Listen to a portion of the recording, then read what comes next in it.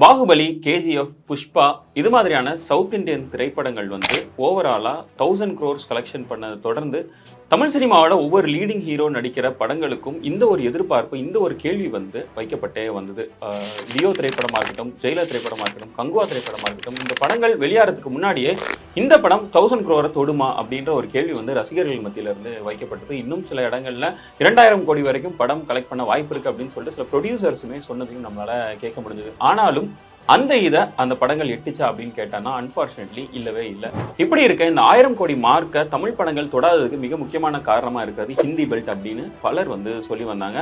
ஹிந்தி பெல்ட்ல அதிகமாக வசூல் செஞ்ச தமிழ் படங்கள் அப்படின்னு நம்ம ஒரு லிஸ்ட் போட்டு பார்த்தோம்னா அதில் நம்பர் 1 இடத்துல இருக்கிறது வந்து 2.0. அந்த 2.0 கிட்டத்தட்ட 200 கோடி வரைக்குமே ஹிந்தி பெல்ட்ல மட்டுமே கலெக்ட் பண்ணிச்சு. அதுக்கு அடுத்த இடத்துல இருக்கிறது வந்து லியோ திரைப்படம். அது வந்து கிட்டத்தட்ட 35 கோடி வரைக்கும் கலெக்ட் பண்ணிச்சு. எதனால இந்த ஒரு பெரிய டிஃபரன்ஸ் அப்படின்னு பார்த்தோம் அப்படின்னா ஓடிடி விண்டோ. இந்த ஓடிடி விண்டோ அப்படின்றது தியேட்டர்ல ரிலீஸ் ஆகி எத்தனை வாரம் கழிச்சு ஓடிடியில் அந்த படம் ரிலீஸ் ஆகணும் அப்படின்றத நிர்ணயிக்கிறது.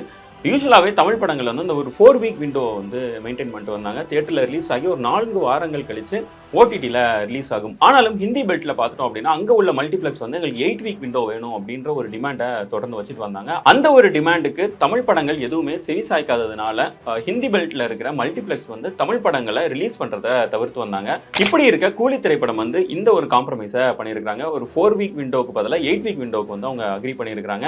இது மூலமாக அவங்க ஓடிடி ரைட்ஸ்ல இருந்து சில பணத்தை இழக்கிறதும் நேரிட்டு இருக்கு. இருந்தாலும் ஓடிடி ரைட்ஸ்ல அவங்க இழந்த அந்த பணத்தை ஹிந்தி பெல்ட்ல வந்து நாங்கள் வசூலா எடுத்துக்கிறோம் அப்படின்ற அந்த ஒரு தைரியத்தோட கூலி திரைப்படத்தோட படக்குழு இங்க களமிறங்கி இருக்கிறாங்க.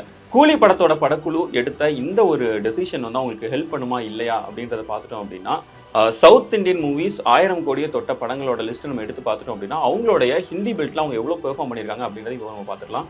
புஷ்பா 2 இருக்கட்டும், பாகுபலி 2 இருக்கட்டும், கேஜிஎஃப் 2 இருக்கட்டும், இந்த மாதிரியான படங்கள் வந்து மிகப்பெரிய லெவலில் ஹிட் ஆச்சு. குறிப்பாக RRR மாதிரியான படங்கள் எல்லாமே 1000 கோடிக்கு மேலே வசூல் செஞ்சது. இந்த மாதிரியான படங்கள்லாம் கிட்டத்தட்ட 50% அவங்களோட வசூல் வந்து ஹிந்தி பெல்ட்ல இருந்து மட்டுமே வந்திருக்குது. குறிப்பா புஷ்பா 2 திரைப்படத்தோட வசூல் வந்து கிட்டத்தட்ட 900 கோடி ஹிந்தி பெல்ட்ல இருந்து மட்டுமே வசூல் செஞ்சிருக்காங்க. 50%க்கும் மேல அவங்களுக்கு ஹிந்தி பெல்ட்ல இருந்து தான் வசூல் வந்திருக்குது. ஸோ சவுத் இந்தியன் படங்கள் 1000 கோடி அந்த மார்க்கை தொடர்றதுக்கு ஹிந்தி பெல்ட்டோட கான்ட்ரிபியூஷன் வந்து ரொம்ப பெரிய கான்ட்ரிபியூஷனாகவே இருந்தது. அண்ட் அந்த ஒரு கான்ட்ரிபியூஷன் தான் தமிழ் சினிமாவில் மிஸ் ஆகுது அப்படின்ற ஒரு கருத்தும் இருந்து வருது. இதே நம்ம லியோ திரைப்படம் இல்லை ஜெயிலர் மாதிரியான படங்களை பார்த்துட்டோம் அப்படின்னா அவங்க ஹிந்தி பெல்ட்ல பெருசாக பெர்ஃபார்ம் பண்ணாமலே 600 கோடிக்கு மேலேயும் வசூல் செஞ்சிருந்தாங்க. ஒருவேளை அந்த படங்கள் ஹிந்தி பெல்ட்ல ரிலீஸ் ஆயிருந்தது அப்படின்னா கண்டிப்பா 1000 கோடி தொடும் அப்படின்ற ஒரு அனாலிசிஸும் இருக்குது. இப்படி இருக்க கூலி வந்து அந்த ஓடிடி விண்டோவை எக்ஸ்பேண்ட் பண்ணது மூலமா ஹிந்தி பெல்ட்ல அதிக மல்டிப்ளெக்ஸ் வந்து கூலியை ஸ்கிரீன் பண்றதுக்கு வாய்ப்புகள் இருக்கு. இது மூலமா ஹிந்தி பெல்ட்ல பெரிய லெவல்ல வரவேற்பு இருக்கவும் சான்சஸ் இருக்கு. இன்னும் சொல்ல போனோம் அப்படின்னா ரஜினி படங்கள் அப்படின்னாலே ஹிந்தி பெல்ட்ல டெஃபினட்டா அதுக்கு ஒரு ஹைப் இருக்கும். அதே மாதிரி லோகேஷ் கனகராஜுக்கு ஹிந்திலையுமே ஒரு மிகப்பெரிய ஆடியன்ஸ் உருவாக்கிட்டு இருக்காங்க. அது மட்டும் இல்லாம ஆமீர் கான் மாதிரியான பாலிவுட் நடிகர்கள் இருக்கிறது ஹிந்தி பெல்ட்ல ஒரு மிகப்பெரிய அட்வான்டேஜை ஏற்படுத்தும் அப்படின்றதுல எந்த ஒரு சந்தேகமும் கிடையாது.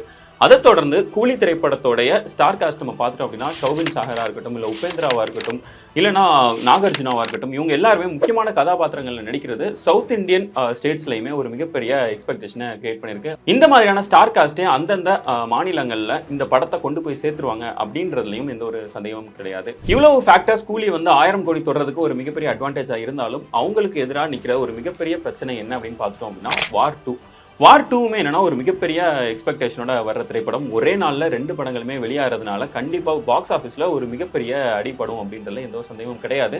இருந்தாலும் வார் 2க்கு ஒரு சின்ன அட்வான்டேஜ் இருக்குது. என்ன அப்படின்னு பார்த்துட்டோம் அப்படின்னா அவங்க ஐமேக்ஸோட எக்ஸ்க்ளூசிவ் பார்ட்னராக மாறி இருக்காங்க. ஸோ அதனால அந்த படம் ரிலீஸ் ஆகி 3 வாரங்களுக்கு எல்லா ஐமேக்ஸ் ஸ்க்ரீன்ஸ்லையுமே வார் 2 திரைப்படம் தான் திரையிடப்படும் அப்படின்றத அவங்க சொல்லியிருக்காங்க. ஸோ கூலிக்கு வந்து ஐமேக்ஸ் ஸ்க்ரீன்ஸ் எதுவுமே கிடைக்காது அப்படின்றதுமே இது மூலமா தெரிவிச்சிருக்காங்க முதல் 3 வாரத்துக்கு. இப்படி இருக்க ஓடிடி விண்டோவை எக்ஸ்பேண்ட் பண்ணது மூலமா இன்னும் எக்ஸ்ட்ரா ஒரு 5 வாரங்கள் கூலி படம் வந்து ஐமேக்ஸ்ல திரையிடுறதுக்கான சான்சஸ் இருக்கு. ஸோ அது வந்து முதல் 3 வாரங்கள் ஒரு ரன் முடிஞ்சதுக்கு அப்புறம் மறுபடியும் 4வது வாரத்துல இருந்து கூலிக்கு இன்னொரு ரன் எக்ஸ்ட்ரா தொடங்கும் அப்படின்னும் எதிர்பார்க்கப்படுது. இருந்தாலும் கடைசியில் வார் 2வா இல்ல கூலியா அப்படின்ற ஒரு வார் வந்து கண்டிப்பா நடக்கும் அப்படின்ற எந்த ஒரு சந்தேகமும் கிடையாது. ஆனாலும் கடைசியில் எந்த படம் ஒரு நல்ல கண்டென்ட் கொடுக்குதோ அந்த படம் தான் அந்த 2 படங்கள்ல வெற்றி பெறும் அப்படின்னும் சொல்றாங்க. என்னதான் ப்ரொமோஷன் பண்ணாலும் என்னதான் பெரிய நடிகர்கள் இருந்தாலும் அந்த படத்தோடைய கதை அண்ட் அந்த படம் என்ன மாதிரி சொல்ல வருது, அது எந்த மாதிரி ஸ்க்ரீன் பிளே கொண்டு வராங்க அப்படின்றத வச்சு தான் அந்த படம் ஹிட் ஆகுமா இல்லையா அப்படின்றது டிசைட் ஆகும். ஸோ கூலி திரைப்படம் 1000 கோடி தொடுமா இல்லையா அப்படின்றது நீங்க என்ன நினைக்கிறீங்க அப்படின்றத கீழே கமெண்ட் பண்ணுங்க. நெக்ஸ்ட் வீடியோவில் மீட் பண்ணுவோம்.